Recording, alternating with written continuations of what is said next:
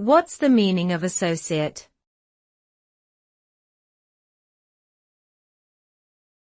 Associate.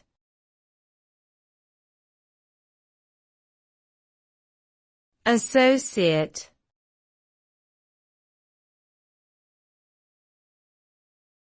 Associate.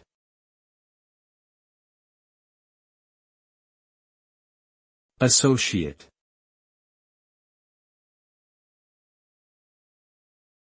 The term associate can have multiple meanings depending on the context it is used in. Generally, it refers to a person who is connected or involved with someone or something else. In a business setting, an associate is a lower-level employee who assists higher-ranking colleagues. In a legal sense, an associate is a lawyer who is not yet a partner in a law firm. The term can also refer to a member of an academic organization or a social group. Overall, associate implies some degree of connection or involvement with another person or entity.